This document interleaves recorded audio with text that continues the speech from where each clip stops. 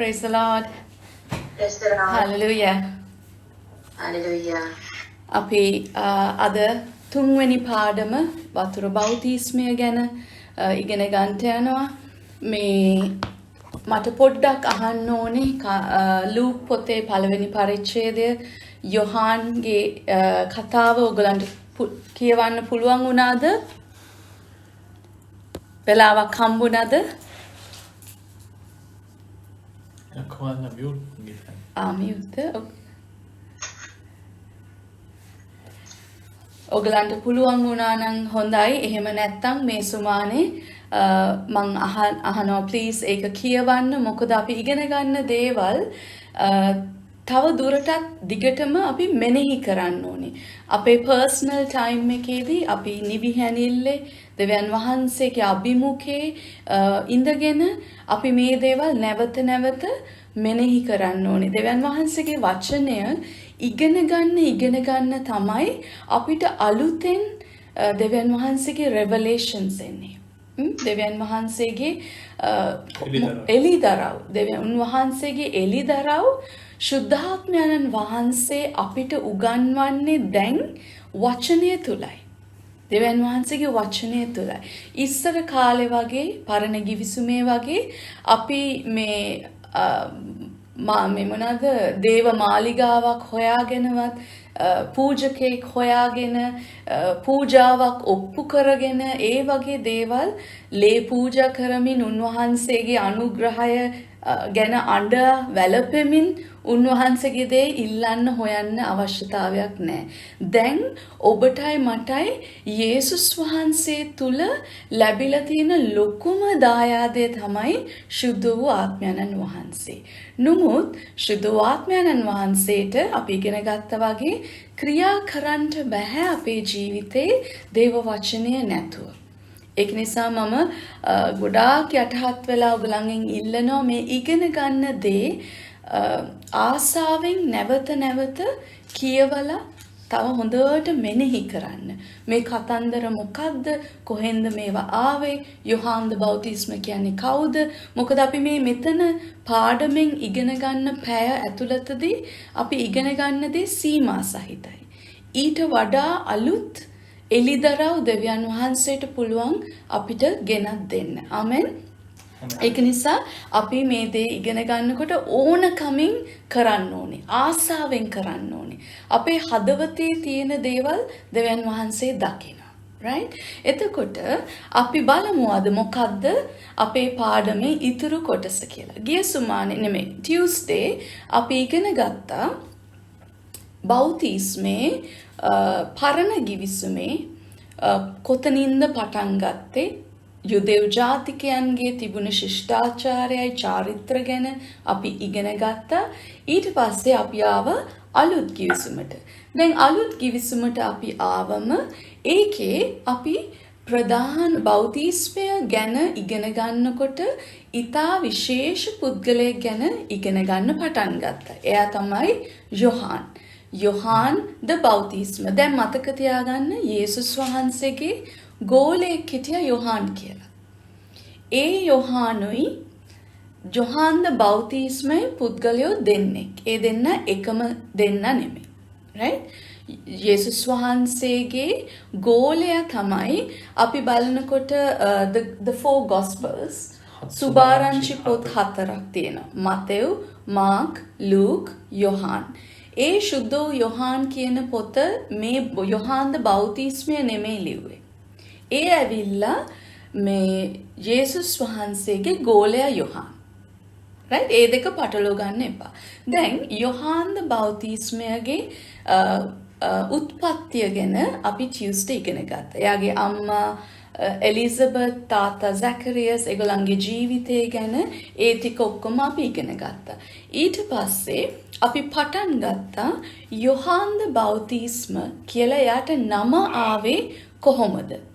දැන් එයාගේ නම යොහාන්. යොහාන් ද බෞතිස්ම නෙමෙයි.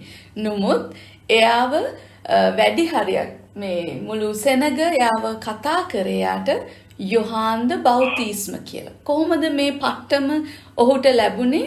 ඔහු මිනිස්සුන්ට යුදෙව් සෙනගට බෞතිස්ම කරන්න ඔවුන්ට කතා කරා. කොහොමද එයා බෞතිස්ම කරේ? සම්පූර්ණයෙන්ම වතුරේ ගිල්වලා ඒගොල්ලන්ව එළියට ගන්නවා. මොකද්ද ඔහුගේ බෞතිස්මේ පරමාර්ථය උනේ? පසුතැවිල්ල. පසුතැවිල්ල. පසුතැවිල්ලයි ඇදහිල්ලයි. හරි, very good sister. පසුතැවිල්ල තමයි යා පදනම් කරේ. ඇයි පසුතැවිල්ල? මොකෙන්ද පසුතැවිලි වෙන්න ඕනේ? එයා කතා කරපු පසුතැවිල්ල ඇවිල්ලා තමන්ගේ ජීවිතය වෙනස් කර ගැනීම. තමන්ගේ පරණ පුරුදු වෙනස් කර ගැනීම. නොමග යන කට්ටිය, වැරදි කරන කට්ටිය. තමන්ගේ ජීවිතයේ යුදෙව්වන්ගේ නීතියට පිටුපාන මිනිස්සුන්ව හරි මාර්ගයට හරවගන්න ප්‍රයත්නයක් තමයි යොහාන් කරේ. right? එතකොට යොහාන්ගේ කටේ මොකද්ද තිබුණේ? පසුතැවිලි වෙයල්ලා මන්ද ස්වර්ග රාජ්‍ය දැන් අත ළඟයි කියලා. දැන් යොහාන් හැමතිස්සෙම කතා කරේ කවුරු ගැනද? එන්න හිටපු ගැලවුම්කාරයා ගැනයි. එන්න හිටපු යේසුස් ක්‍රිස්තුස් වහන්සේ ගැනයි. දැන් අද අපි බලන්න යනවා. දැන් මේක හොඳටම පැහැදිලිනේ දැන් වෙනකන් අපි ඉගෙන ගත්ත ටික. එතකොට යොහාන් ද බෞතිස්මයේ වැදගත්ම දේ වතුර බෞතිස්ම ඔහු කරේ සාමාන්‍යයෙන් යුදෙව් සෙනග කරපු විදියට නෙමෙයි. මොනවාද යුදෙව් සෙනග පූජාසනේ කොහොමද ඔවුන් ඔප්පු කරේ? ඔවුන් හිසොප් අත්තක් නැත්නම් නිකන් හිතන්නකෝ මේ මල් අත්තක් කියලා, කොළ අත්තක් වගේ කොළ අත්තක් අරගෙන ඔවුන් බැටළුවන්ගේ හරි පූජා කරපු සතෙක්ගේ ලේ අරගෙන ඒක ඉහිනවා. එහෙම තමයි ඒගොල්ලන් පාපයට සමාව ඉල්ලගත්තේ පූජාසනයේදී. නමුත් යොහාන් ද බෞතිස්ම මොනවාද කරේ? එයා අර ශිෂ්ටාචාරයෙන් වෙනසක් ඇති කළා සම්පූර්ණයෙන්ම මිනිස්සයව වතුර ආස්සේ ගිල්ලලා එළියට ගන්නවා. right? ඒකේ විශේෂ කාරණය මොකක්ද කියලා අපි ඉගෙන ගන්නට යනවා. නමුත් දැනට මතක තියාගන්න යොහාන් කරපු දේ අනිත් යුදෙව් ජාතිකයෝ කරාට වඩා වෙනස්. එයා කරපු දේ, එයා බෞතිස්මය කරපු විදිය, ඒ බෞතිස්මය කියන වචනේ තේරුම මං කියලා දුන්නා ගිල්වීමක් කියලා. සම්පූර්ණ ගිල්වීමක්. එතකොට සම්පූර්ණ ගිල්වීමක් තමයි බැප්ටිසම් කියන්නේ. Water immersion, completely immersing inside water. දැන් ඒක නිසා තමයි ඔහුට නම වැටුනේ යොහාන් ද බෞතිස්ම කියලා. මොකද ඔබලා ගන්න නිසා කට්ටියව. right? ඒක නිසා ඒ කාරණේ එයා අර කරන විදිය, එයාගේ ක්‍රමය නිසා තමයි එයාට ඒ පට්ටම නැත්තම් නම හම්බුනේ. එයාව නිකන් පොපියුලර් වුණා මේ බෞතිස්ම කරන යොහාන් කියලා. right? ඒ වගේම යොහාන් ද බෞතිස්මගේ විශේෂම කාරණය ඇවිල්ලා ඔබ බෞතිස්ම වෙන්න ඕනේ නම් ඔබ පළමු කොට එන්න ඉන්න ගැලවුම්කාරයා ගැන ඇදහිල්ලක් තියෙන්න ඕනේ. අනිත් එක ඔබගේ පරණ ජීවිතෙන් පසුතැවිලි වෙන්න ඕනේ. ඔබගේ ක්‍රියාවලිය, ඔබගේ නරක පුරුදු, ඔබගේ හැසිරීම්, ඔබගේ ජීවන රටාව, කතා විලාශය මේ හැම දෙයක්ම ගැන ඔබ කරපු හැම වැරැද්දක් ගැන ඔබ පසුතැවිලි වෙන්න ඕනේ. ඒක තමයි යොහාන් ද බෞතිස්මගේ බෞතිස්මයේ තියෙන විශේෂම කාරණා. right? දැන් අද අපි බලන්න යනවා යොහාන්ගේ කතාවේ කොතනද තියෙන්නේ කියලා. අපි පළමුවෙනිම බලමු මතෙව් පොතේ 3 වෙනි පරිච්ඡේදයේ 1-2. Matthew chapter 3 verse 1 and 2. මගේ බයිබලයේ අලුත් කිවිසුම පිටුව 3 මතෙව් 3 වෙනි පරිච්ඡේදයේ 1 වෙනි පදය සහ 2 වෙනි පදය. ඒ දවස්වලදී යොහාන් බෞතිස්ම ඇවිත් යුදෙයි වනයෙහි දේශනා කරමින් පසුතැවිලි වෙලා මක්නිසාද ස්වර්ග රාජ්‍ය ළඟයි යයි කීවේය. කුමක් හේයින්ද? ස්වාමින් වහන්සේගේ මාර්ගය පිළියෙල කර උන්වහන්සේගේ මාවත් සමතලා කරපල්ලායි කියා වනාන්තරයේ හඬ ගසන්නෙකුගේ ශබ්දයයි අනාගත වක්තෘ වූ යශායා කරුණු කොටගෙන කියන ලද්දේ මොහු ගැනය. තව චුට්ටක් පල්ලයට කියමු. මෙම යොහාන් ඔටු රෝම වස්ත්‍ර ඇඳ ඉඟපිටියේ හම්පටියක් බැඳ සිටියෝය. ඉඟටියේ හම්පැටියක් බැඳගෙන සිටියෝය සමාවෙන්න. ඔහුගේ කෑම වූයේ පළඟැටියන් හා වනමීය. එකල යෙරුසලමෙහිද මුළු යුදෙහිද යොර්දාන් අවට මුළු පලාතේද වැසියෝ ඔහු වෙතට පැමිණ තමුන්ගේ පව් කියා දෙමින් යොර්දාන් ගඟෙහි ඔහුගෙන් බෞතිස්මය ලැබුවෝය. Right. I think ඒ ඇති. දැන් මෙතන ඔයගලන්ට විස්තර ලස්සන්ට තේරෙනවා ඇති කොහොමද එයා දැන් එයාගේ වැඩේ පටන් ගත්තේ කියලා. එයාගේ මිනිස්ට්‍රි එක, එයාගේ ජීවන පරමාර්ථය. එයා ජීවත් වුණේ, එයා ඉපදුනේ මේ පරමාර්ථය නිසායි. Right? යුදෙව්වන්ට යේසුස් වහන්සේ ගැන අපි එක බලමු. දැන් ඔයගලන් පස්සේ කියවන්න මාක් පොතේ පළවෙනි පරිච්ඡේදයේ 4 වෙනි පදයට යොහාන් ගැන කියවෙනවා. මාක් 1:4. ඒක පොඩ්ඩක් කියවමුද අපි? මාක් 1:4.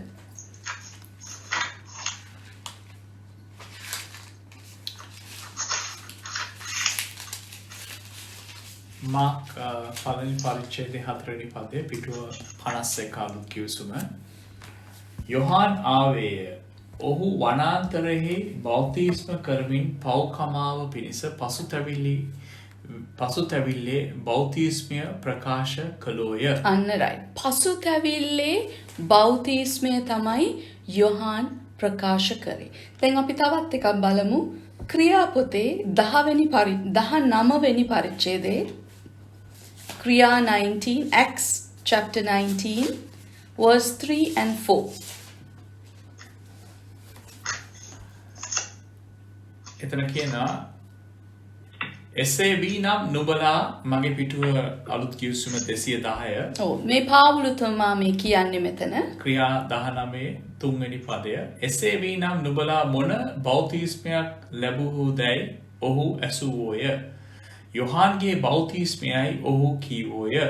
පාවුල් කතා කොට යොහාන් පසුතැවිල්ලේ බෞතිස්මයෙන් බෞතිස්ම කොට සෙනගට කතා කරමින් තමාට පසුව එන තැනන් වහන්සේ කෙරෙහි එනම් යේසුස් වහන්සේ කෙරෙහි අදාගන්නා ලෙස සෙනගට කීවෝය. ආමෙන්. මෙතනදී අපිට පැහැදිලි වෙනවා යොහාන්ගේ බෞතිස්මේ ප්‍රධානම හේතුව පසුතැවිල්ල. මිනිසුන්ව පසුතැවිල්ලට ගෙන ඒම තමයි ඔහුගේ පරමාර්ථය වුණේ. දැන් අපි බලන්න යනවා what was the purpose of John's baptism? මොකද්ද මොහුගේ බෞතිස්මේ ප්‍රධානතම පරමාර්ථය කියලා. Right? අපි හරවමු යොහාන් පොතේ පළවෙනි පරිච්ඡේදයේ 31ට. John chapter 1 verse 31 to 34.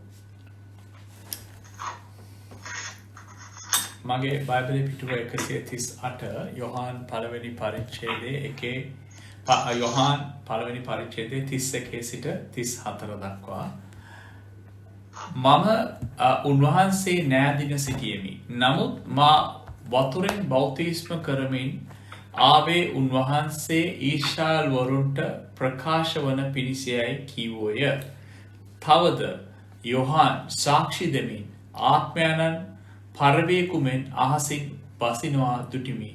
එය උන්වහන්සේ පිට නැවතුණුවෝය.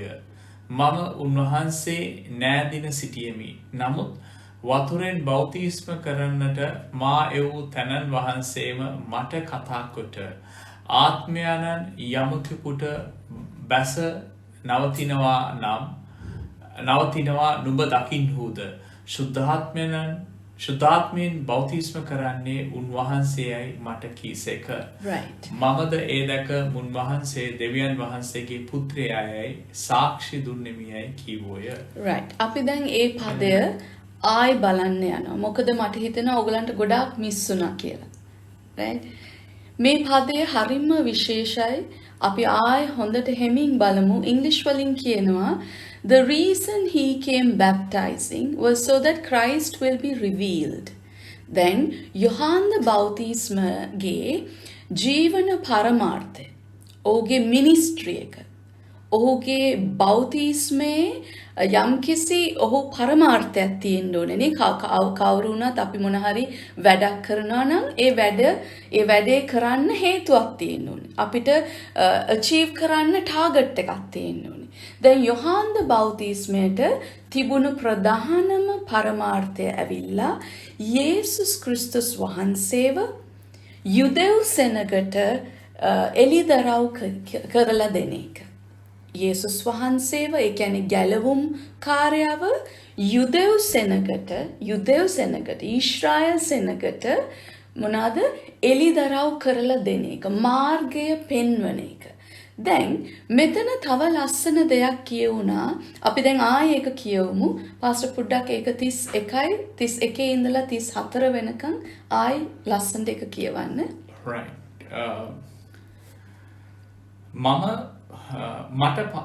මම උන්වහන්සේ නෑදින සිටියෙමි. එතකොට කවුද දැන් කියන්නේ? දැන් යොහාන් ද බෞතිස්ම කියනවා මම යේසුස් වහන්සේ කියන්නේ කවුද කියලා නෑඳින සිටියෙමි. ඒක තමයි මුල් ස්ටේට්මන්ට් එක. right? ඊට පස්සේ නමුත් මා වතුරෙන් බෞතිස්ම කරමින් ආවේ උන්වහන්සේ ඊශ්‍රායල් වරුන්ට ප්‍රකාශ වන පිණිසයි කිව්වෝය. right. එතකොට මොනවාද කියන්නේ? නුමුත් මම යාව අඳුරන්නේ නැහැ. මම යාගේ මූණ තාම දැක්කේ නැහැ.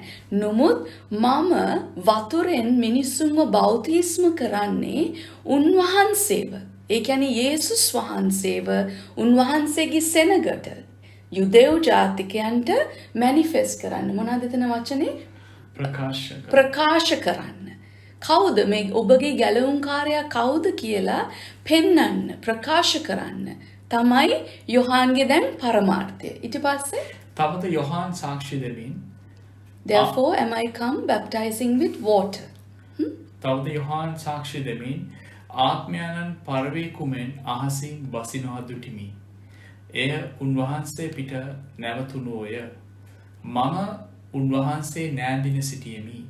නමුත් වතුරෙන් බෞතිස්ම කරන්නට මා එව් තැනන් වහන්සේම මට කතා කොට ආත්මයන්න් යමකු පිට බැස නවතිනවා නුඹ දකින්හුද ශුද්ධාත්මයෙන් බෞතිස්ම කරන්නේ උන්වහන්සේමයයි මට කීසේක. right. මෙතන තියෙන ලස්සනම කාරණාව එතන 33 මම ඒ තැනන් වහන්සේ කවුද කියලා මම දන්නේ නැති වුණාට මට වතුරෙන් බෞතිස්ම කරන්න කියලා කිව්ව කෙනා. කවුද මාව බෞතිස්ම කරන්න කියලා කිව්වේ? යොහාන්ව කවුද ලෑස්ති කරේ මව් කුසේ පටන්? සුදු වූ ආත්මයන්න් වහන්සේ. දැන් මෙතන අපිට තහවුරු වෙනවා යොහාන් ද බෞතිස්මගේ මේ බෞතිස්මය තහවුරු කරේ pre-ordained පළමු කොට කැප කරලා ඔහුගේ ජීවිතය වෙන් කරලා ඔහුව ලස්සනට මව් කුසේ ඉඳලා මේ හදලා ඔහුව මෙතනට ගෙනාවේ කවුද? සුද්ධ වූ ආත්මයන්න් වහන්සේ. මෙතනදී බලන්න 33 එයා ලස්සනට කියනවා මම ඔහුව නාඳුනමි උන්වහන්සේ නෑදින සිටියෙමි. නමුත් වතුරෙන් බෞතිස්ම කරන්නට මා එව් තැනන් වහන්සේම මට කතා කොට. එතකොට වතුරෙන් බෞතිස්ම කරන්න කියලා මාව එව්ව තැනන් වහන්සේ. දැක්කද? එයා එතනදී ලස්සනට අපිට කියලා දෙනවා මාව එව්වේ දෙවියන් වහන්සේගේ ආත්මය. මම ඇවිල්ලා තියෙන්නේ දෙවියන් වහන්සේගේ වචනය නිසා. right? ඊට පස්සේ ආත්මයන්න් යමකු පිට බැස නවතිනවා නුඹ දකින්නේද ශුද්ධාත්මයෙන් බෞතිස්ම කරන්නේ උන්වහන්සේයයි මට කීසේක. මමද ඒ දැක මුන්වහන්සේ දෙවියන් වහන්සේගේ පුත්‍රයායයි සාක්ෂි දුනිමි කිව්වෝය. ආමෙන්. එතන හරි ලස්සනයි ඒ කියලා දෙන කතාව. යොහාන් කියනවා දැන් දෙවියන් වහන්සේ කොච්චර යහපත්ද කියලා කිව්වොත් දැන් සුදු ආත්මයන් වහන්සේ යොහන්ට කියනවා මම ඔයාව දැන් ලෑස්ති කරා. ඔයාගේ අම්මයි තාත්තයි මහලු වේදී ඒගොල්ලන්ට බබෙක් හම්බෙන්නේ නැතුව ඔයාගේ අම්මා වඳව හිටියා. ඒ මවයි පියයි මුළු ජීවිතේම සුද්ධව ජීවිතයක් ගත කරා. ඔවුන් දෙන්න ආවේ ආරොන්ගේ පෙළපතින් right? පූජකවරු, ඔහුගේ තාත්තත් පූජකයෙක්, මෙච්චර ලස්සනට ඔයාගේ පෙළපතත් හදලා ඊට පස්සේ ඔයාවත් අපි මේ දෙවියන් වහන්සේම ඔයාගේ අම්මව බ්ලෙස් කරලා තමයි ඔයාට බබෙක් හම්බුනේ, ඔයාව හම්බුනේ. ඔයා මව් කුසේදීම ඔයාට ශුද්ධාත්මයන් වහන්සේගෙන් පූර්ණ වෙලා හිටියා. එතකොට ඔහුගේ මුළු ජීවිතේම ඔහු මස් මාළු කෑවේ නැහැ, ඔහු අනිත් අය වගේ ජීවත් වුන්නේ නැහැ, ඔහු වයින් බිව්වේ නැහැ, ඔහු මුද්‍රික පාන ගත්තේ නැහැ, ඔහු කිසිම දෙයක් අනිත් මිනිස්සු වගේ කරේ නැහැ. ඔහු ශුද්ධ ජීවිතයක් ගත කරා. මොකද ඔහු දැනගත්තා ඔහු ඉපදුනේ යම්කිසි පරමාර්ථයක් මත. යොහාන්ගේ ඉපදීම, යොහාන්ගේ ජීවිතේ යම්කිසි පරමාර්ථයක් තිබුණා දෙවියන් වහන්සේට. ඔහුව කැප කරලා තිබුණා මව් කුසේ පටන් මේ දේ ඉෂ්ට කරන්න. එතකොට යොහාන් එතන කියනවා මාව මේ දේට වතුරෙන් බෞතිස්ම කරන්න කියලා කිව්ව දෙවියන් වහන්සේ දැන් මට කියලා දෙනවා කොහොමද මේ යේසුස් වහන්සේව අඳුරගන්නේ කියලා. right? එතනදී 33යි 34 ඔයගලම ආයි බලන්න.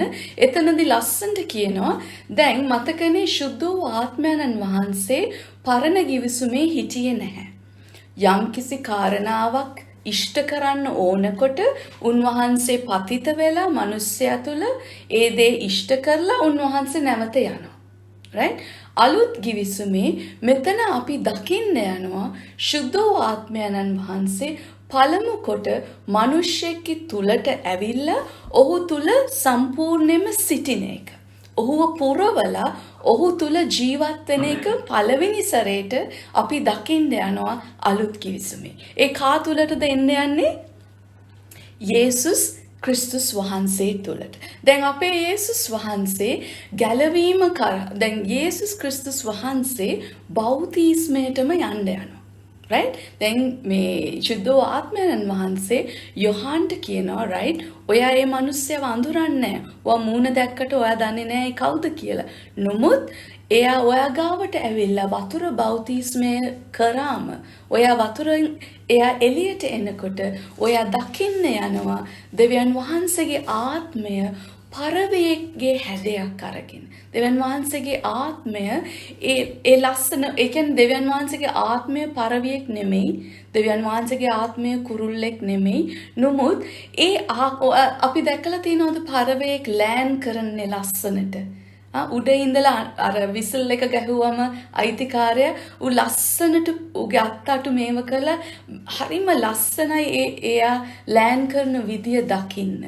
ඒ හැඩයට ඒ ආකාරයට කියන වචනේ තමයි මෙතන පිළිඹු වෙන්නේ. පරවේක් වෙලා ආවේ නැහැ සුද්ධාත්මයන් වහන්සේ. right? ඒක ඒ පරවේක් වෙලා දැන් ගොඩක් දෙනෙක්ගේ අදහස තියෙන්නේ එතන හිටපු ඔක්කොම කට්ටිය මේ පරයව දැක්කා. එහෙම නැහැ.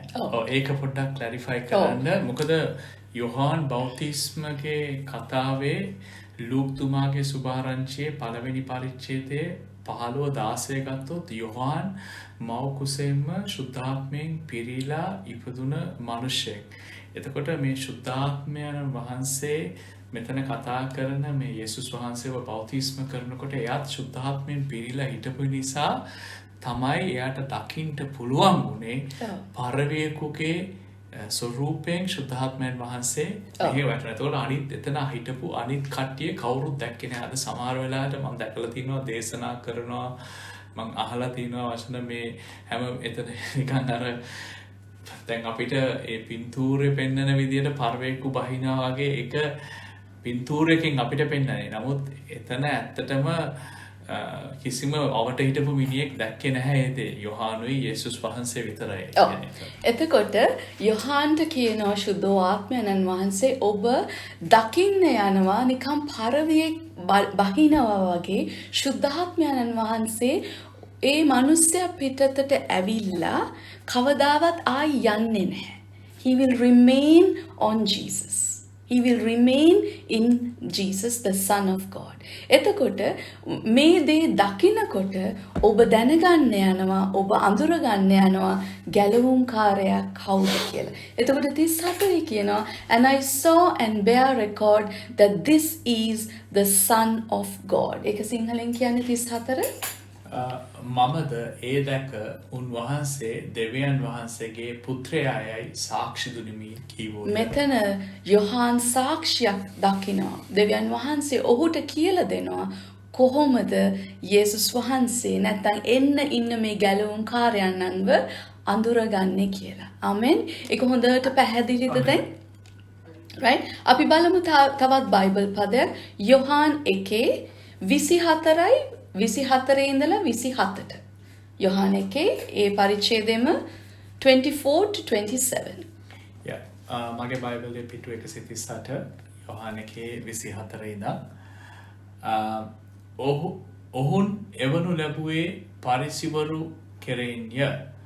එවිට ඔහු කතා කොට ඉදින් නුඹ ක්‍රිස්තුස්වත් එලියාවත් අනාගත වක්තෘ නොවේ නම් බෞතිස්ම කරන්නේ මක්නිසාදයයි ඔහුන්ගෙන් ඇසුවෝය. සමාවෙන් ඔහුගෙන් ඇසුවෝය. යොහාන් ඔහුන්ට උත්තර දෙමින් මම වතුරෙන් බෞතිස්ම කරමි. නුඹලා නාදින කෙනෙකු නුඹලා මැද සිටිනසේක. එනම් මට පසුව එන තැනන් වහන්සේය. උන්වහන්සේගේ වහන් සගලේ පටිය මුදන්නටවත් මම නොවටියයි කීවෝය. මේ කාරණ සිද්ධ වුණේ යොහාන් බෞතිස්ම කරමින් සිටි යොර්දාන් එගොඩ බෙතානියේදී. right. දැන් මෙතනදී ආයේ තහවුරු වෙනවා යොහාන් නෙමෙයි ගැලවුම්කාරයා. යොහාන්ගේ බෞතිස්මය වතුරෙන් පමණයි. යොහාන්ගේ බෞතිස්මයේ එළිදරව් වුණේ යේසුස් ක්‍රිස්තුස් වහන්සේ ගැන. උන්වහන්සේ ගැලවුම් බෞතිස්මය කරන්න යන්නේ ආත්මයෙන්. යේසුස් ක්‍රිස්තුස් වහන්සේව පිළිගන්න කෙනාට විතරයි ආත්මික බෞතිස්මය ලැබෙන්න යන්නේ. ඒක යොහාන් හොඳටම දැනගෙන හිටියා. ඒකයි යොහාන් කිව්වේ මම ආවේ මම නෙමෙයි ප්‍රොපේතවරයා, මම නෙමෙයි උසස් කෙනා, මම නෙමෙයි ලොක්කා. මම ආවේ යේසුස් ක්‍රිස්තුස් වහන්සේ. ඒ කියන්නේ ගැලවුම් කාර්යව යුදෙව් සෙනගට ප්‍රකාශ කරන්නයි. ඒ ගැලවුම් කාර්යයේ පාවහන් වල බකල් එක අල්ලන්නවත් මම සුදුසු නෑ කියලා. මේ හිතන්න උත්පත්තියේ ඉඳලා පිරිසුදු ජීවිතයක් ගත කරපු ශ්‍රේෂ්ඨ මිනිසෙක්. නමුත් මිනිසෙක් විතරයි. ඔහු මිනිසෙක් පමණයි. ඔහුට අම්මා කෙනෙක් හිටියා, තාත්තා කෙනෙක් හිටියා. ඔහු සම්පූර්ණයෙන්ම 100% මිනිසෙක්. මේ මිනිසයා මුළු උපන්දා පටන් මව් කුසය පටන් ශුද්ධ ජීවිතයක් ගත කරා.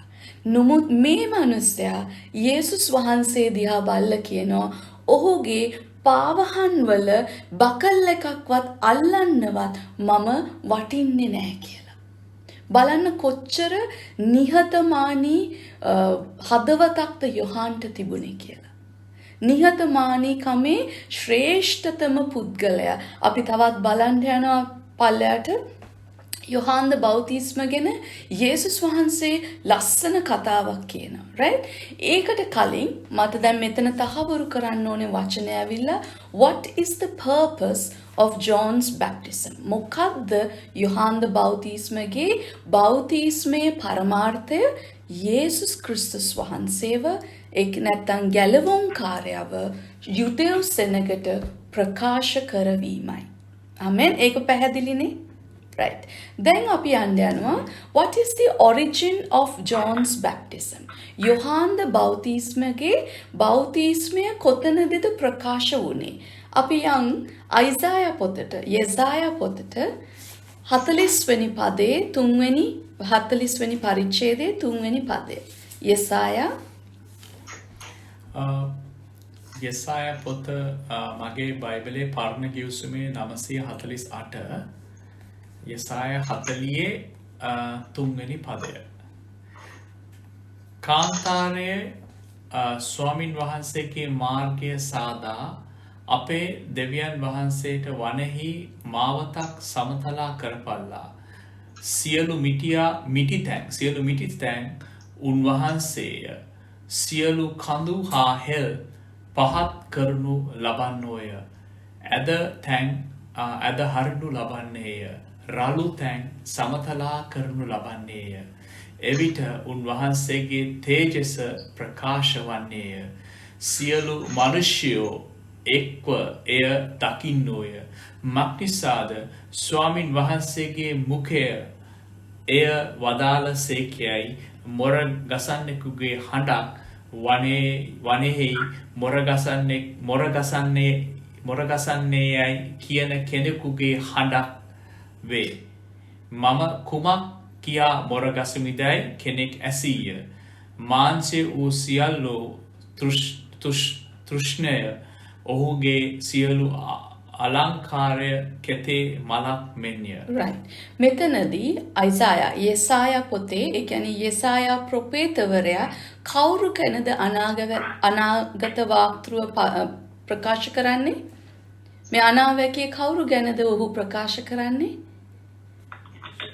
යොහාන් ගැන. Right? Yohan the බෞතිස්ම ගැන. මොනවාද? The voice of him that crieth in the wilderness, prepare ye the way of the Lord, make straight in the desert a highway for our God. යේසුස් වහන්සේගේ මාර්ගය සමතලා කරලා ලෑස්ති කරන මිනිසයා තමයි යොහාන් ද බෞතිස්ම. අපි යම් ආය අලුත් කිවිසුමට මතෙව් පොතේ 21 වෙනි පරිච්ඡේදයේ 25 වෙනි පදය.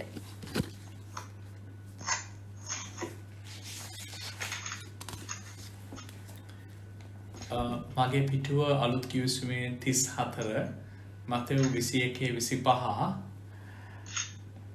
යොහන්ගේ බෞතිස්මය වූයේ කොතනින්ද? ස්වර්ගයෙන්ද නොහොත් මනුෂ්‍යයන්ගෙන්දයි ඇසූසේක. ඔහු තම තමුන් අතරේ කතා කරගෙන ස්වර්ගයෙන් යයි කියමු නම් ඔහු අදහ නොගත්තේ මක්නිසෑදැයි අපෙන් අසනවා ඇත. මනුෂ්‍යයන්ගේ යයි කියමු නම් යොහාන් අනාගත වක්තෘ කෙනෙකු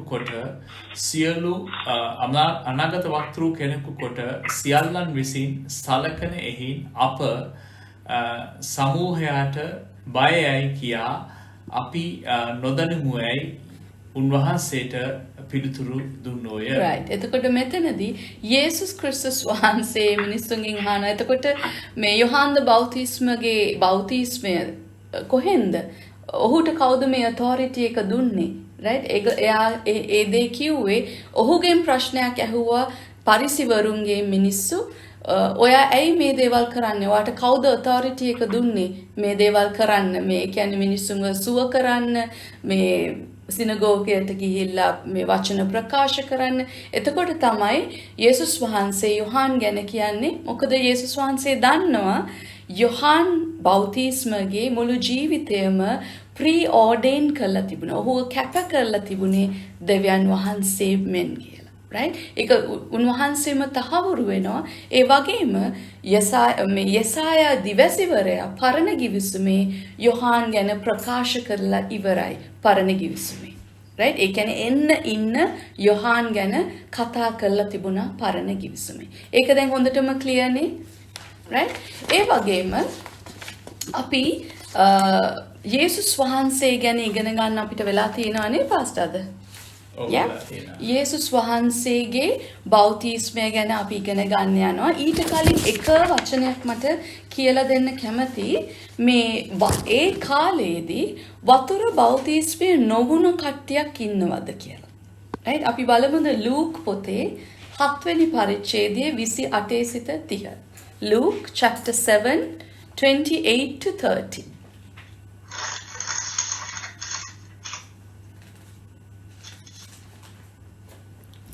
මගේ පිටුව අලුත් කිව්සුම 98 ලූක් 7:28 සිට 30. 28 to 30. Yeah. ස්ත්‍රීගෙන් උපන්නා වූ අතරින් යොහාන්ට වඩා උත්තමයෙක් ඇත්තේ නැතයි නුඹලාට කියමි. එහෙත් දෙවියන් වහන්සේගේ රාජ්‍යයේ කුඩා තැනැත්තේ ඔහුට වඩා උතුම්ය. මුළු සෙනගද සුංගම් අය කරන්නෝද ඒ අසා ඔවුන් යොහන්ගේ බෞතිස්මය ලැබ සිටි නිසා දෙවියන් වහන්සේ ධර්මිෂ්ඨ බව ඒත්තුගත්තෝය. නමුත් පරිසිවරුද විවස්ථාව උගන්වන්නෝද ඔවුන්ගේ බෞතිස්මය නොලැබ දෙවියන් වහන්සේගේ අදහස තමුන්ටම එපා කොළෝය. right. එතන තව තියෙනවද? 31 තමයි. ඔව්. කිව්වද? මේ පරම්පරාවේ මනුෂ්‍යයන් කුමකට සමාන කරම්ද? මොන දෙයකට ඔවුන් සමානද? අපි නුඹලාට නලා පිම්බෙමුව. නුඹලා right. එතකොට එතන 28 යේසුස් ක්‍රිස්තුස් වහන්සේ ලස්සනට කියනවා මේ යොහාන් ද බෞතිස්ම ගැන. For I say unto you, among those that are born of woman, there is not a greater prophet than John the Baptist. යේසුස් වහන්සේ යොහාන්ගේ ජීවිතය ගැන තහවුරු කරනවා මේ මනුස්සයෙක්ගෙන් ඉපදිච්ච දරුවෙක් මීට වඩා ශ්‍රේෂ්ඨ ප්‍රොෆට් කෙනෙක් ප්‍රොපේතවරයෙක් මේ ලෝකේ නැහැ කියලා යේසුස් වහන්සේ ප්‍රකාශ කරනවා. ඔහුගේ ශ්‍රේෂ්ඨකමේ උච්චතම දේ ප්‍රධානතම දේ යොහාන්ගේ ඇටිටියුඩ් එක ආකල්පය. යොහාන්ගේ ආකල්පය වුණේ ඔහු වැඩි වෙන්න ඕනේ. ඒ කියන්නේ යේසුස් ක්‍රිස්තුස් වහන්සේ වැඩි වෙන්න ඕනේ. මම අඩු වෙන්න ඕනේ. අපි ඒ යොහාන්ගේ කතාවේ තවත් ලස්සනට කියවලා බැලුවොත් ඔහුගේ තියෙන හැම දෙයක්ම යේසුස් ක්‍රිස්තුස් වහන්සේ මිනිසුන්ව බෞතිස්ම කරේ නැහැ. නමුත් යේසුස් ක්‍රිස්තුස් වහන්සේගේ ගෝලයෝ අනිත් කට්ටියව බෞතිස්ම කරා. යොහාන්ගේ ගෝලයෝ බෞතිස්ම කරා. එතකොට මේ ගෝලයන් අතර පොඩි මේ ගැටණයක් ඇති වුණාම කවුද වඩා විශේෂ? ඒගොල්ලන්ද යොහාන්ගේ කට්ටියද යේසුස්ගේ කට්ටියද කියලා ඒ වගේ කතාවක් වෙනකොට යොහාන් කියනවා යේසුස් වහන්සේ ඔහු වැඩි වෙන්න ඕනේ මම අඩු වෙන්න ඕනේ. ඔහු තමයි ප්‍රධාන. මම නෙමෙයි. මම එන්නේ ඔහුගේ මාර්ගය සාදන්න විතරයි. මං ආවේ මිනිස්සුන්ට ඔහු ගැන කියා දෙන්න විතරයි. ඔහුව පිළිඹු කරන්න විතරයි. ඔන්න බලන්න ඔහුගේ තිබුණ ඒ හදවතේ තිබුණ නිහතමානීකම නිසා යේසුස් වහන්සේගේ කටින් ප්‍රකාශ වෙනවා මවක් තුලින් ගැහැණු දරුවෙකුගෙන් ලැබෙන දරුවෙක් මේ ලෝකෙට ඉපදෙච්ච දරුවෙක් මොහුට වඩා විශේෂ දරුවෙක් ප්‍රොපේතවරයෙක් මේ ලෝකෙම නැහැ කියලා යේසුස් ක්‍රිස්තුස් වහන්සේ තහවුරු කරනවා එතනදී. ඒ වගේම 29 කියනවා එතන හිටපු සුංගම් අය කරන්නෝ මේ ගොඩාක් කට්ටිය. ඒ කියන්නේ නරකට ජීවත් වෙච්ච කට්ටිය, හරිම හොඳ නැති ජීවිත ගත කරපු ගොඩාක් කට්ටිය පසුතැවිලි වෙලා යොහාන් ද බෞතිස්මය ගාවට ඇවිල්ලා ඔවුන් වතුරෙන් බෞතිස්මය වෙලා ඔවුන්ගේ ජීවිතය වෙනස් කළා යේසුස් ක්‍රිස්තුස් වහන්සේගේ ඉගැන්වීම් වලට ඊට පස්සේ ඔවුන් පාතබනවා. ඔවුන් ඒ වතුර බෞතිසෙන් පස්සේ ඔවුන්ගේ ජීවිතය වෙනස් කරලා ඔවුන් ඊට පස්සේ යේසුස් ක්‍රිස්තුස් වහන්සේ පසුපස යනවා. ඔහුගේ කියලා දෙන ඒවා ඔක්කොම මතෙව් පොතේ ඊට පස්සේ අපිට පෙන්නනවා. ඒ වගේම 30 වෙනි පදයේ එතන කියනවා පරිසිවරුයි lawyers-ලයි ලියන්නොයි. ඒ කියන්නේ ඒ ලියන්නෝ කියලා එතන කියන්නේ ව්‍යවස්ථාව කියලා දෙන කට්ටිය. ව්‍යවස්ථාව ගැන, නීති රීති ගැන, පරණ ගිවිසුම ගැන, යුදෙව් ජාතික කට්ටියගේ චාරිත්‍ර ගැන මේවා හොඳට දන්න ලොක්කො ටික වතුර බෞතිස්මයට ගියේ නැහැ. ඇයි ගියේ නැත්තේ? හදවතේ උඩඟුකම නිසා. ඇයි? මම නීතිය දන්නෝ, මෙයා කවුද මට උගන්න? මම ක්‍රිස්තියානි පවුලකට ඉපදිලා තියෙන්නේ, ඔයා කවුද මට උගන්නන්නේ? මන් දන්නවා දෙවියන් වහන්සේ. ඔයා මොකද? ඔයා මේ ඊයේ පෙරේද ඇවිල්ලා මට උගන්නන්න හදනවද? අන්න උඩඟුකම නිසා ඔවුන් පසුතැවුනේ නැහැ. ඔවුන් වතුර බෞතිස්මයට ගියෙත් නැහැ. right? මට ඒ කාරණාව චුට්ටක් ඔයගලන්ට පෙන්වන්න ඕන වුණා. යේසුස් වහන්සේ ඉඳිද්දිත්, යොහාන් ද බෞතිස්ම ඉඳිද්දිත් මේකට එකකම නැති සෙනගක් හිටිය ඒ කාලෙත්. right? අද අපි බලන්න යනවා ඊට පස්සේ ලස්සන කතාවක්. මම හරි මාස කතාවක් යේසුස් වහන්සේ ගැන. යේසුස් වහන්සේ බෞතිස්ම වෙනවලු. වුණාලු. ඒක ඇත්තද? අපි දන්නවද? යේසුස් ක්‍රිස්තුස් වහන්සේ බෞතිස්මයට ගියා. අපි බලමු මේ කතාව මතෙව් පොතේ 3 වෙනි පරිච්ඡේදයේ ලස්සනට ඒක විග්‍රහ කරලා තියෙනවා 13 සිට 15 දක්වා. Matthew chapter 3 verse 13 to 15. මගේ බයිබලයේ අලුත් කිව්සුම පිටුව 4 මතෙව් 3 වෙනි පරිච්ඡේදයේ 13 සිට එකල යේසුස් වහන්සේ යොහාන්ගෙන් බෞතිස්මය ලබන පිණිස ගලීලයේ සිට යොර්දානයට ආසේක. නමුත් යොහාන් උන්වහන්සේ වළක්වමින් ඔබගේ බෞතිස්මය ලබන්නට මට යුතුව තිබියදී ඔබ මා වෙතට එනසේක්දැයි කිව්වෝය. යේසුස් වහන්සේ ඔහුට උත්තර දෙමින් දැනට ඉඩ හරින්න. මක්නිසාද මෙසේ සියලු ධර්මිෂ්ඨකම් සම්පූර්ණ කරන්නට අපට සුදුසුයයි කීසේක. එවිට ඔහු උන්වහන්සේට ඉඩ හැරියෝය. යේසුස් වහන්සේ බෞතිස්මය ලැබ එකෙනෙහිම දියෙන් ගොඩ නැගුණුසේක. බලව අහස උන්වහන්සේට විවර විය. දෙවියන් වහන්සේගේ ආත්මයන්න් පරවියෙකුමෙන් බසිනවා තමන් පිටට පැමිණෙනවාද උන්වහන්සේ දුටු සේක. තවද මොහු මාගේ ප්‍රේමවන්ත පුත්‍රයා මොහු කෙරේ ඉතා ප්‍රසන්නව සිටිමි අහසෙන් හඬක් විය. ආමෙන්. දැන් මේ කතාවම තමයි ඉස්සල්ලා අපි යොහාන් පොතේ පළවෙනි පරිච්ඡේදෙත් බැලුවේ.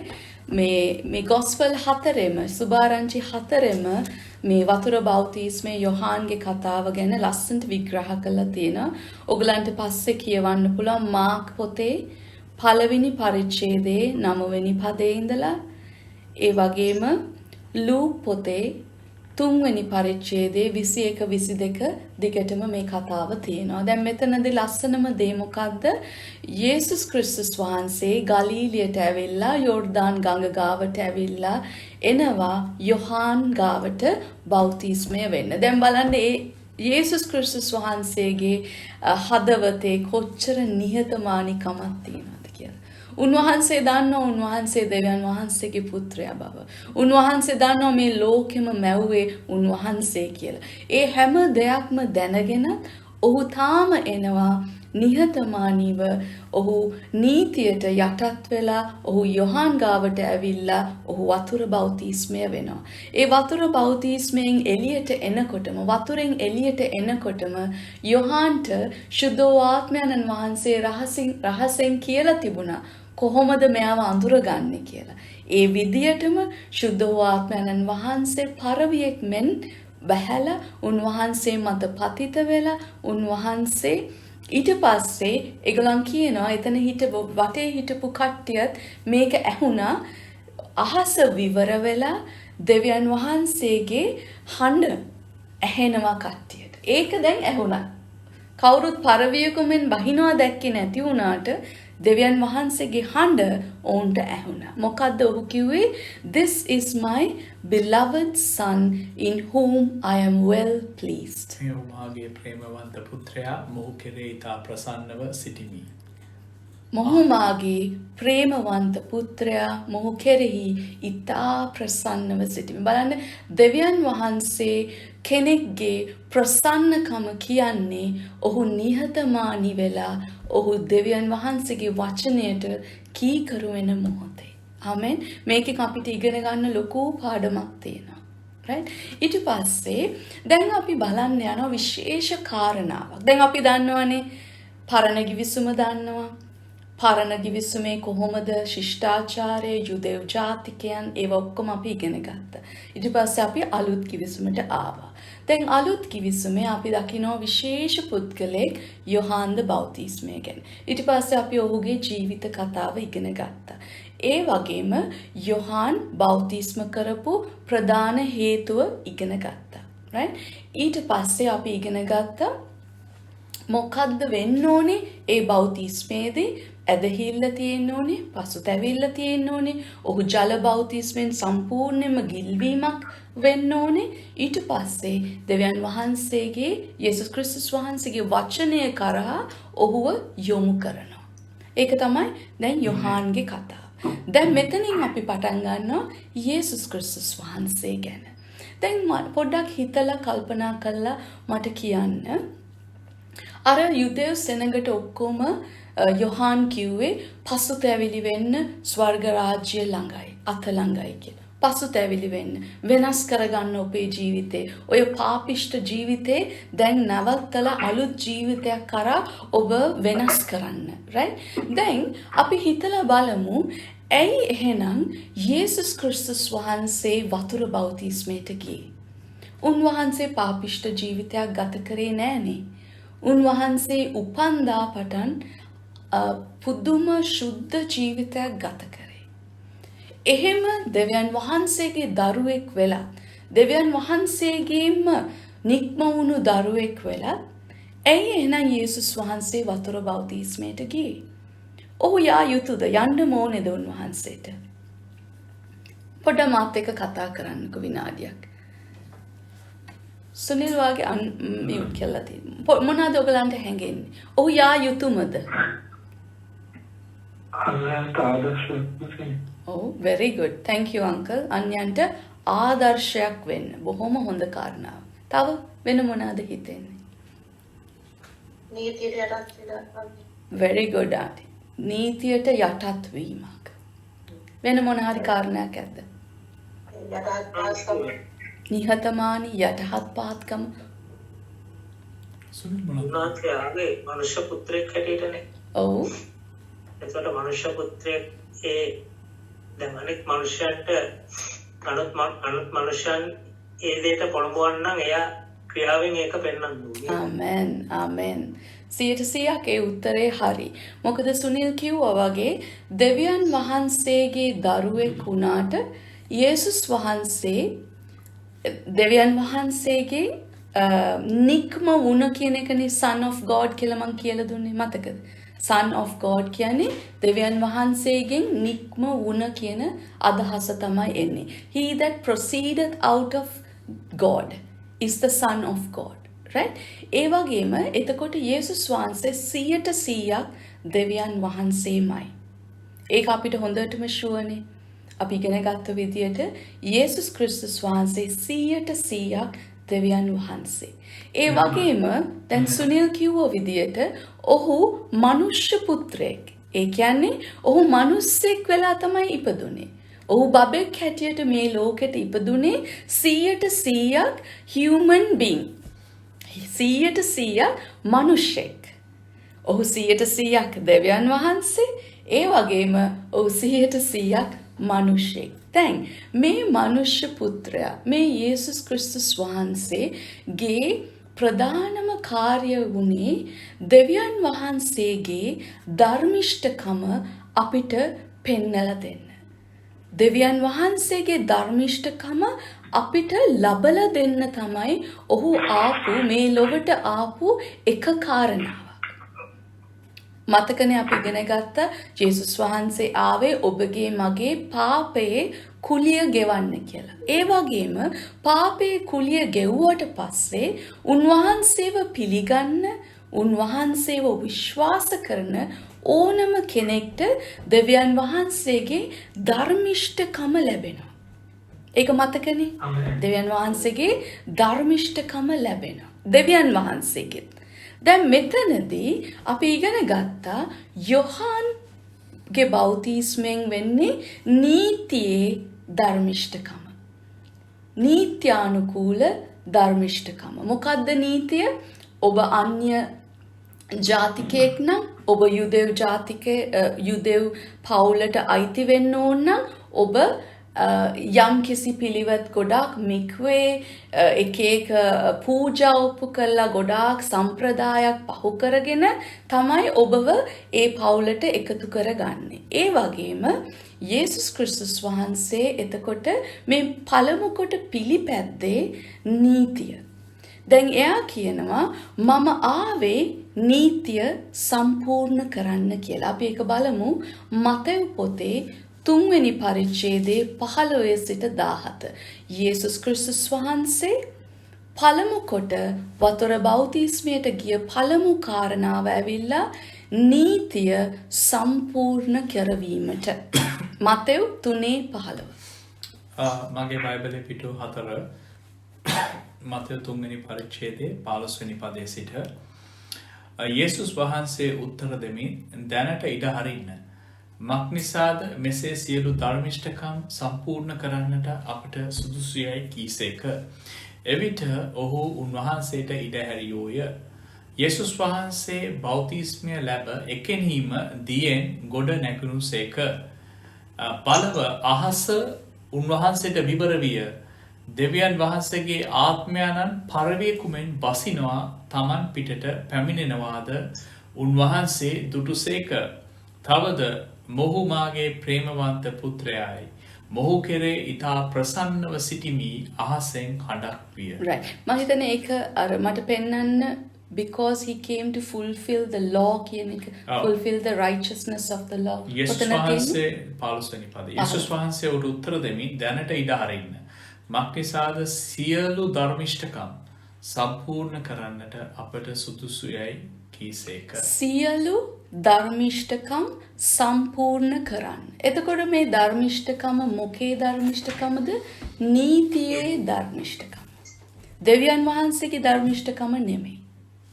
right? ඒකේ වෙනසක් තියෙනවා. නීතිය අනුකූලව යම් කිසි පිළිවෙතක් තිබුණා යුදෙව් ජාතිය මේ follow කරපු. right?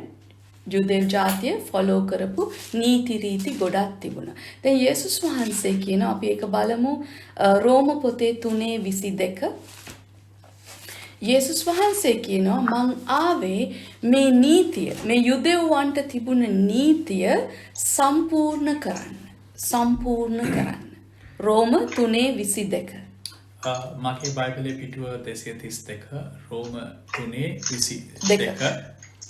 එනම් යේසුස් ක්‍රිස්තුස් වහන්සේ කෙරෙහි ඇදහිල්ල කරුණු කොටගෙන අදහන්නා වූ සියල්ලන්ට ලැබෙන ධර්මිෂ්ඨකමය ප්‍රභේදයක් ඒක කියන්න 22 විතරක් කියවන්නට. එනම් යේසුස් ක්‍රිස්තුස් වහන්සේ කෙරෙහි ඇදහිල්ල කරුණු කොටගෙන අදහන්නා වූ සියල්ලන්ට ලැබෙන ධර්මිෂ්ඨකමය. යේසුස් ක්‍රිස්තුස් වහන්සේගෙන් ලැබෙන ධර්මිෂ්ඨකම දෙවියන් වහන්සේගේ ධර්මිෂ්ඨකම. අන්න ඒක හොඳට දැන් පැහැදිලිව ඔයගලන් කල්පනා කරලා බලන්න. රෝම 5:17යි 18යි කියමු. මම පෙන්නලා දෙන්න හදන්නේ නීතියේ ධර්මිෂ්ඨකමයි දෙවියන් වහන්සේ තුල අපිට ලැබෙනා වූ ධර්මිෂ්ඨකම. රෝම 5:17 වෙනි පදය රෝම 5:17 මගේ පිටුව 234 මක්නිසාද එක්කෙනෙක්ගේ වරද නිසා ඒ කෙනා කරුණු කොටගෙන මරණීය රජකම් කළ වී නම් කරුණාවේද ධර්මිෂ්ඨකම නැමැති දීමනාවේද බහුලත්වය ලබන අය එක්කෙනෙකු වූ යේසුස් ක්‍රිස්තුස් වහන්සේ කරුණු කොටගෙන ඊට වඩා ජීවනයේහි රජකම් කරන්නෝය.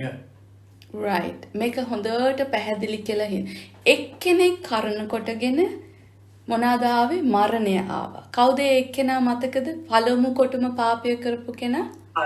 ආදම්. ආදම් කරන කොටගෙන මුළු මිනිස් සංහතියටම මරණය ආවා. නියත කරා. right? සදාකාල මරණය ගැන අපි දැන් කතා කරන්නේ.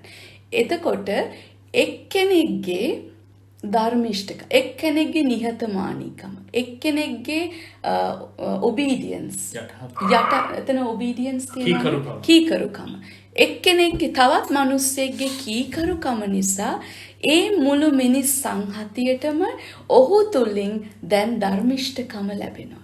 ඒ කෙනා කවුද එතකොට? යේසුස් වහන්සේ. යේසුස් වහන්සේට කිව්ව තවත් වචන නමක් මොනවාද එතනදී? දෙවනි ආදම් නැත්තම් අන්තිම ආදම්. ඔබ බයිබලයේ දැක්කොත් දෙවනි ආදම් හරි අන්තිම ආදම් කියලා ඒ කතා කරන්නේ යේසුස් ක්‍රිස්තුස් වහන්සේ ගැනයි. right? යේසුස් ක්‍රිස්තුස් වහන්සේ ඇවිල්ලා කීකරු වුණා. මොකටද කීකරු වුණේ? මරණයට. මරණයට කීකරු. මොකද දෙවියන් යේසුස් ක්‍රිස්තුස් වහන්සේ කියන්නේ දෙවියන් වහන්සේ. යේසුස් ක්‍රිස්තුස් වහන්සේව මරන්න බෑ. right? කොච්චර කවුරු try කරත් යේසුස් ක්‍රිස්තුස් වහන්සේව මරන්න බෑ. ඇයි බැරි? උන්වහන්සේ තමයි මේ ලෝකයේ ජීවනය. සදාකාල ජීවනය ඔහු තුල තියෙන්නේ. ඔහු තුල සදාකාල ජීවනය තියෙනවා නම් ඔහුව මරන්න බෑ. නමුත් උන්වහන්සේ මරණයට කීකරු වුණා. මරණයට ඉඩ දුන්නා. ඔහුගේ ජීවිත පූජාවක් හැටියට ඔහු ඔප්පු කරා ඔබයි මායි වෙනුවෙන්.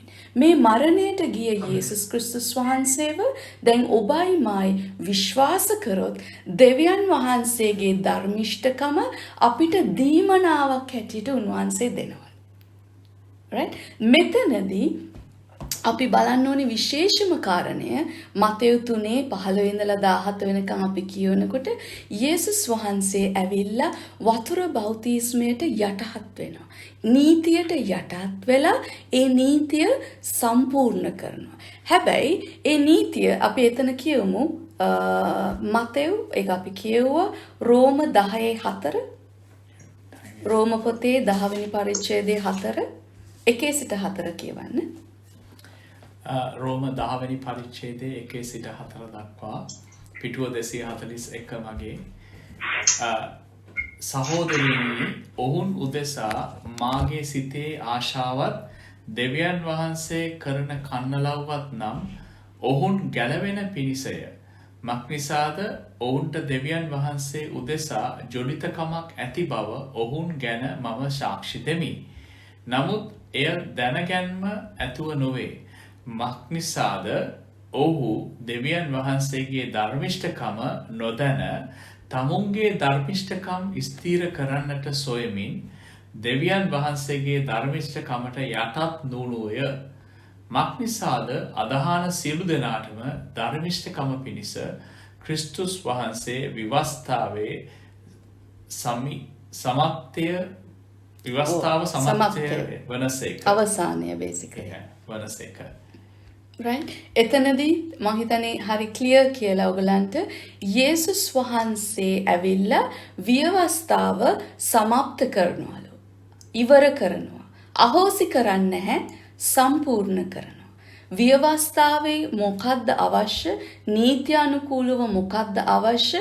ඒ හැම දෙයක්ම යේසුස් ක්‍රිස්තුස් වහන්සේ දැන් ඉෂ්ට කරනවා. මොනවාද කරන්න යන්නේ? මේ දේ ඉෂ්ට කරලා ඔබයිමයි ඔහු තුල තියෙන විශ්වාසය, ඔහු තුල තියෙන ඇදහිල්ල නිසා ඊට වඩා විශේෂ දෙයක් අපිට ලබා දෙන්න යනවා. මොකද්ද? මේ නීතියේ ධර්මිෂ්ඨකමට වඩා අපිට දෙවියන් වහන්සේගේ ධර්මිෂ්ඨකම දායාදයක් හැටියට අපිට දෙන්න යනවා. ආමෙන්. ඒක ක්ලියර්ද? ඒකේ තව බයිබල් වචනයක් තියෙනවා මතෙව් පොතේ 11 වෙනි පදයේ 13 ඔයගලන් පස්සේ කියවන්න. The law and the prophets were until John. නීතියයි the prophets ප්‍රොපේතවරු ආවේ යොහාන් ද බෞතිස්ම වෙනකම් පමණයි. For all the prophets and the law prophesied unto John. එතනින් පස්සේ කවුද take over කරන්නේ? යේසුස් ක්‍රිස්තුස් වහන්සේ. ඒක තමයි පළවෙනි කාරණාව. දැන් මට ප්ලීස් තව විනාඩි 5ක් විතර දෙන්න පුළුවන්ද? මට තව ටිකක් කරුණු දෙකක් කියලා දෙන්න තියෙනවාද? පුළුවන්ද? තව ටිකක් කරන්න? Okay. Thank you. Right. දැන් යේසුස් ක්‍රිස්තුස් වහන්සේ වතුර බෞතිස්මයට ගිය පළවෙනි කාරණාව ඇවිල්ලා මේ ධර්මිෂ්ඨකම සම්පූර්ණ කරන්න. මොනවාද ධර්මිෂ්ඨකම? නීතියේ ධර්මිෂ්ඨකම. ඇයි ඒක කරන්නේ උනේ? උන්වහන්සේ 100% මිනිසෙක් නිසා. right ඒක පැහැදිලිනේ. දැන් දෙවැනි කාරණාව ඇයි යේසුස් වහන්සේ වතුර බෞතිස්මයට ගියේ? මතකද මම ගිය පාඩමේ ඉගෙනුවා. අපි බලමු ඒක. ඒක තියෙන්නේ හෙබ්‍රෙව් පොතේ 7 වෙනි පරිච්ඡේදයේ 12යි 13. හෙබ්‍රෙව් 7:12 සහ 13.